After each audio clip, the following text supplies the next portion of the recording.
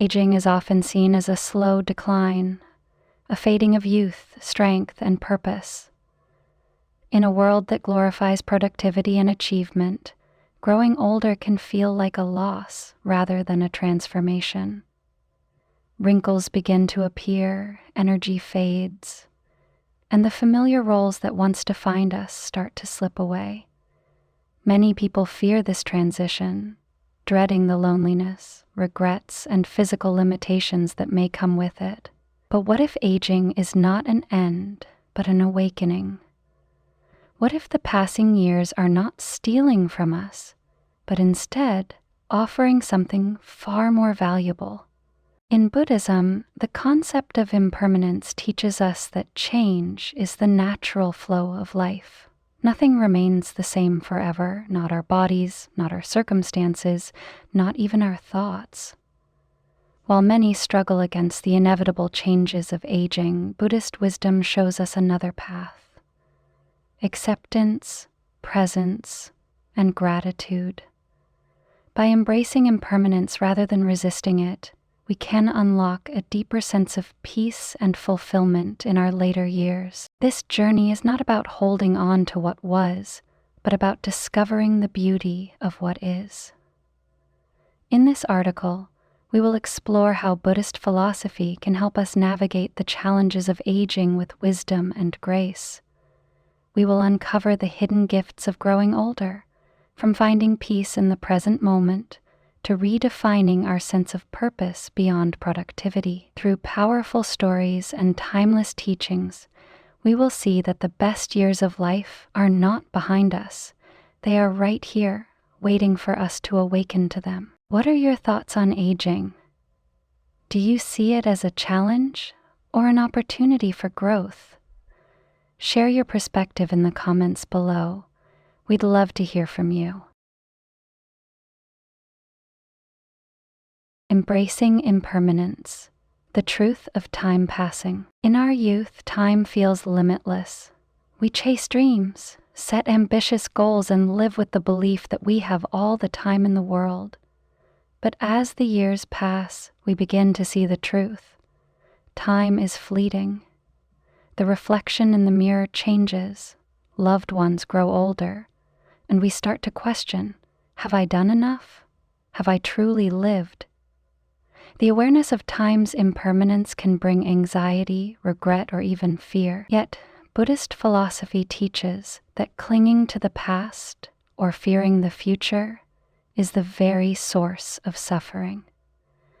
The only moment that truly exists is this one. The Buddha often spoke about anicca, the truth of impermanence. Everything in life, our bodies, emotions, and circumstances, is constantly shifting, just like clouds drifting across the sky. Many struggle with the realization that life is finite. Some try to hold on to their youth, others grieve the days that have already passed, but resisting impermanence only leads to suffering. Instead, we must learn to embrace change as a natural part of existence and find peace in the present moment. A Zen master once asked his students, "What is the most important moment of your life?" One student answered, "The day I was born." Another said, "The day I will die." The master shook his head and replied, "No, the most important moment is always now." This simple but profound teaching reminds us that true living happens in the present. The past is a memory, the future is unknown, but this moment is real and precious. One famous Buddhist story illustrates this beautifully. A man was once being chased by a tiger. Running as fast as he could, he suddenly found himself at the edge of a cliff. Desperate, he grabbed onto a vine and dangled over the abyss. Above him, the tiger prowled. Below him, sharp rocks awaited. In that moment, he noticed a single ripe red strawberry growing on the vine. He plucked it, tasted it, and smiled. For that moment, nothing else mattered but the sweetness of the strawberry. This story teaches us that even in the face of uncertainty, we can still find beauty and joy in the present. Too often we live either longing for the past or worrying about the future, forgetting that life is unfolding right now. An elderly woman once said, "If I could give my younger self one piece of advice, it would be this: stop waiting. Stop waiting for the perfect moment. Stop waiting until you have more money, more time, more energy. The perfect moment is the one you have right now." Aging is not about losing time. It is about waking up to it. When we embrace impermanence, we free ourselves from regret and fear. We learn to appreciate the morning sun streaming through the window, the laughter of a grandchild, the warmth of a cup of tea in our hands. The Buddha once said, "Do not dwell in the past. Do not dream of the future. Concentrate the mind on the present moment."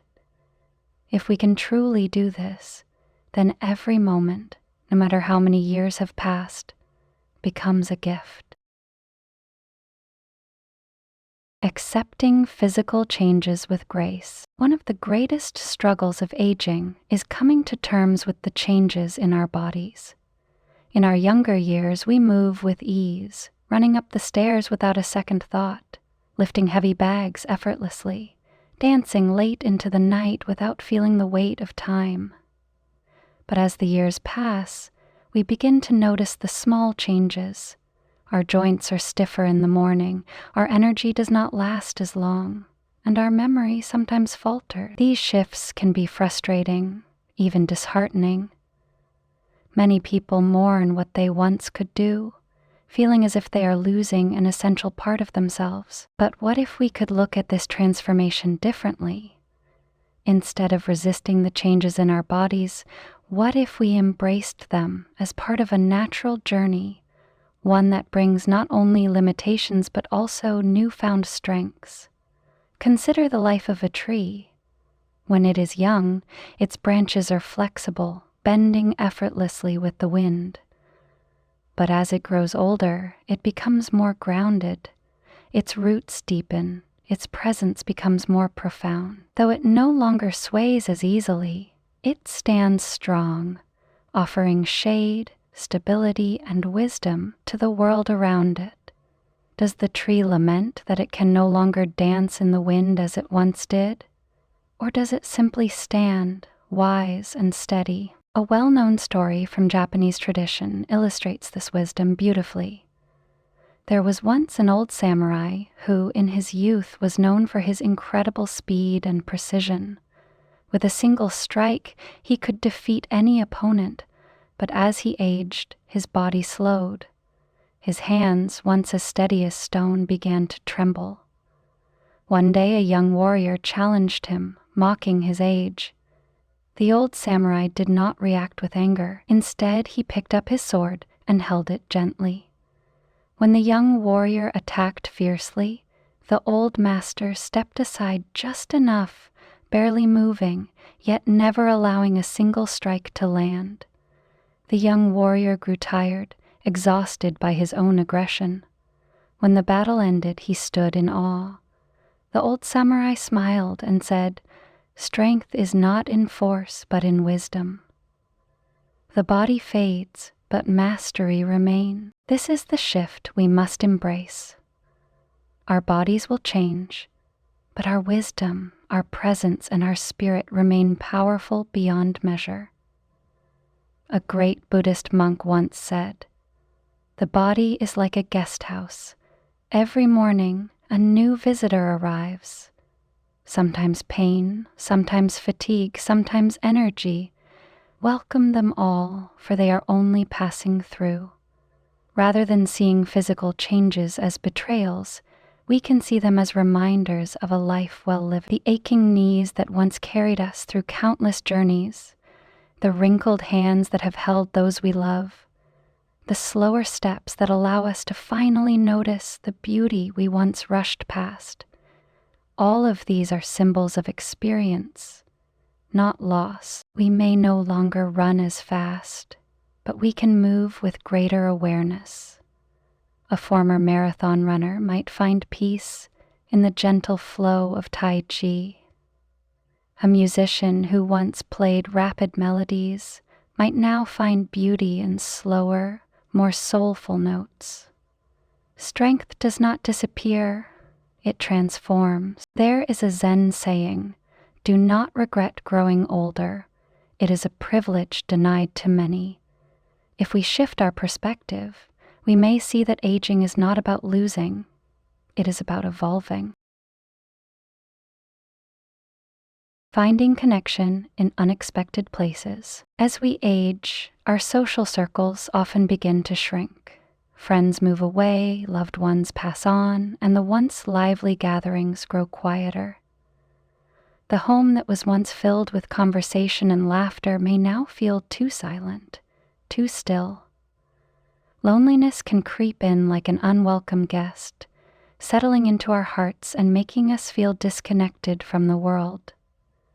Many people struggle with this transition, fearing that they are becoming invisible, no longer needed or valued. But Buddhist wisdom teaches us that we are never truly alone. Connection is not limited to human relationships. It exists in the entire universe around us. In a small Japanese village, there was an elderly woman who lived alone. Every morning she would sweep the steps of the temple, humming softly to herself. One day, a young monk, noticing her routine, asked, "Why do you sweep the temple steps when no one is here to see?" The woman smiled and replied, "Because when I sweep, I am in the company of the wind. I hear the whispers of the leaves. I feel the warmth of the sun. I am never alone." This simple story reminds us that true connection is not just about being surrounded by people. It is about being present with life itself. We can find companionship in the rustling of trees, the laughter of children playing nearby, the quiet presence of an animal, or even in the act of tending to our daily tasks with mindfulness. The world is always speaking to us.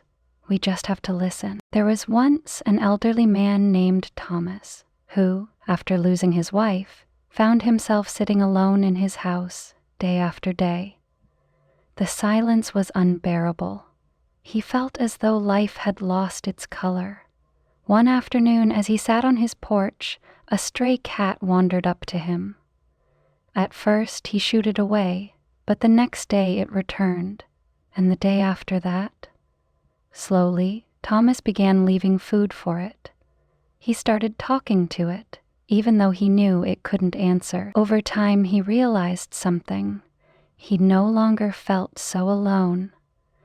That small, unexpected connection became a thread tying him back to the world. Loneliness is not just the absence of people. It is the absence of connection. And sometimes we must take the first step in rekindling that connection. A retired teacher named Margaret had spent years shaping young minds, but after retirement, she found herself with endless free time and no one to share it with. The loneliness felt suffocating. One day, she decided to volunteer at the local library, reading to children. At first, she wondered if anyone would care about an old woman reading stories. But to her surprise, the children adored her, and soon she became a beloved fixture in the community. Through giving, she rediscovered her purpose, and with it, a deep sense of connection. The Dalai Lama once said, "We are all visitors to this time, this place. We are just passing through. Our purpose here is to observe, to learn, to love, and then we return home." Perhaps loneliness is an invitation to step outside, to engage, to create new bonds, even in places we never expected. By opening our hearts to connection in all its forms, through community, through kindness, through the world around us, we may find that we were never truly alone after all. Overcoming regret and unfulfilled dreams. Regret is one of the heaviest burdens of old age. It lingers in quiet moments, whispering reminders of dreams left unfulfilled, words left unspoken, and paths never taken. We look back on our lives and wonder, what if? The weight of what could have been can feel unbearable, like a shadow following us no matter how much we try to move forward. Many people allow regret to consume them, believing that it is too late to change anything. But what if regret is not a punishment, but a teacher? What if, instead of seeing our past choices as mistakes, we viewed them as lessons, guiding us even now toward a deeper understanding of what truly matters? There is a well-known story of a man who once asked the Buddha, "I have wasted so much of my life. Is it too late for me?" The Buddha pointed to a tree and asked, "When is the best time to plant a tree?" The man thought for a moment and answered, 20 years ago. The Buddha nodded and then asked, "And when is the second best time?" The man was silent for a moment before realizing the answer. Now, this simple teaching reminds us that it is never too late to follow our passions or make a change. The past cannot be rewritten, but the present is still in our hands. Each moment is an opportunity to begin again. Consider the story of Eleanor, an elderly woman who had always dreamed of learning to paint. As a child, she would sit by the river near her home, watching the sunlight dance on the water, imagining how she would capture it with a brush. But life had other plans. Work, family, and responsibilities always took priority. By the time she reached her 70s, she believed that dream had passed her by. One day, while strolling through town, she wandered into an art studio. The walls were filled with paintings, some intricate, others simple, but all vibrant with the touch of the human spirit. A sign near the entrance read, "Beginner's class, no age limit." She hesitated, then a quiet voice inside her urged, "Why not?" That evening, Eleanor picked up a paintbrush for the first time in over 60 years. At first, her hands were unsteady and the colors blended in unexpected ways. But with each stroke, she felt something awaken within her, a joy she had long buried beneath years of self-doubt and hesitation. A year later, she held her first art exhibition, not in a grand gallery, but in her small community center, where her paintings told the story of a woman who had finally answered the call of her heart. Eleanor's story is not unique. There are countless people who rediscover passions they once thought were lost. A retired teacher who learns to play the violin, a grandfather who writes his first book, a woman who, after decades of silence, finally learns to dance. Regret is not about what we failed to achieve. It is about what we never even tried. A Zen master once said, "The past is a memory, the future is unknown, but the present is a gift. That is why it is called the present." If we allow regret to consume us, we become trapped in a past we can no longer change. But if we use regret as fuel, as a reminder of what still remains possible, then we transform it into something powerful, motivation. Imagine a man who spent his entire life working, saving, planning for retirement, only to reach old age and realize he had never truly lived. He regrets the missed sunsets, the family dinners he skipped, the love he was too afraid to express. But instead of drowning in that regret, he decides to make a change. He travels, reconnects, and speaks his heart freely, and in doing so, he discovers something profound. It was never too late. It was simply waiting for him to say yes to life. The Dalai Lama once said, "The purpose of our lives is to be happy, and happiness is not found in what we have lost, but in what we still have, the moments that are unfolding right now in front of us." So if you find yourself weighed down by regret, take a deep breath, let go of the past that no longer serves you, and ask yourself, what can I do today? Maybe it's learning something new. Maybe it's telling someone you love them. Maybe it's simply appreciating the sunrise in a way you never have before. Because the truth is, life is not measured by the years behind us, but by the moments we choose to embrace now.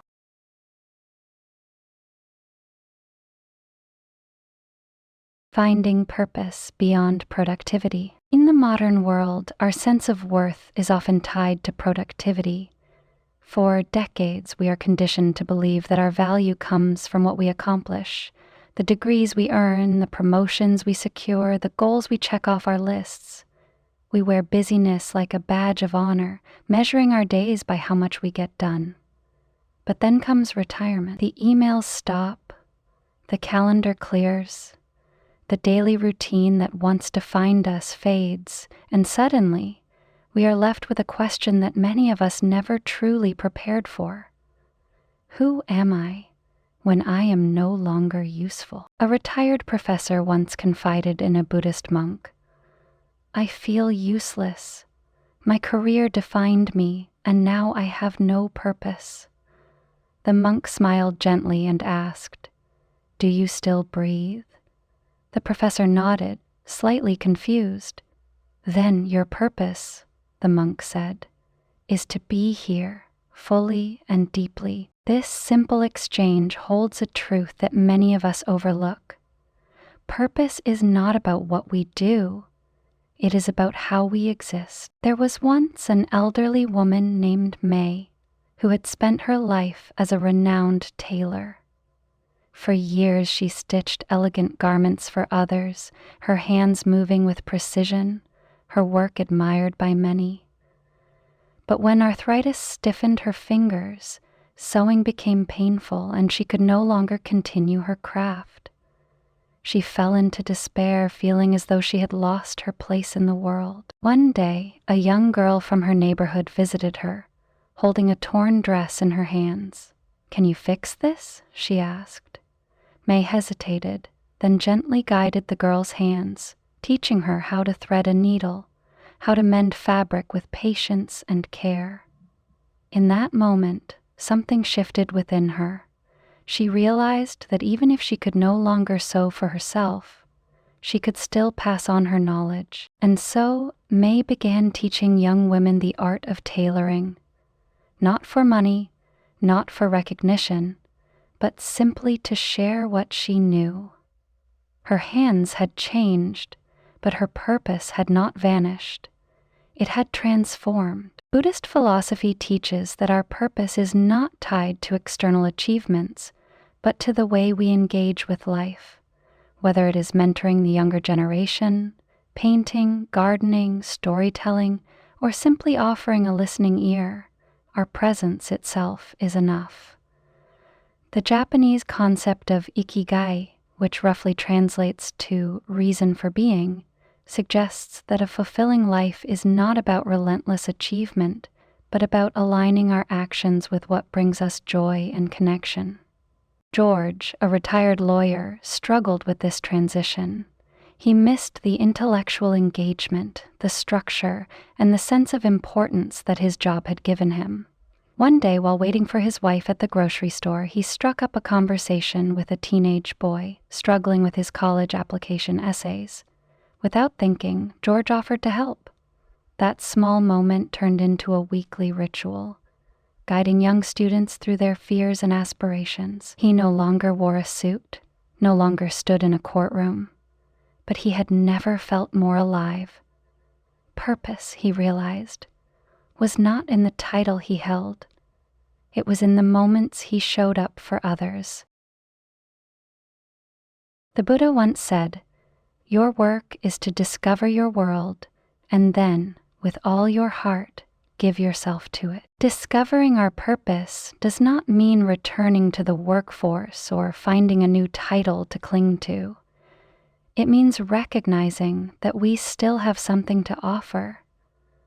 Our wisdom, our kindness, our ability to be present with another human being. A woman in her 80s once shared, "My purpose now is simply to love, to wake up and love the day, to love the people I meet, to love the quiet moments. That is enough, and perhaps that is the greatest purpose of all. Conclusion. Embracing the beauty of aging. Aging is not the closing of a book, it is the turning of a page. Each year that passes is not a loss but an invitation to slow down, to savor life's simple moments, to embrace the wisdom that only time can provide. Too often, we see the passing years as a diminishing of life, when in truth they are an opportunity for transformation.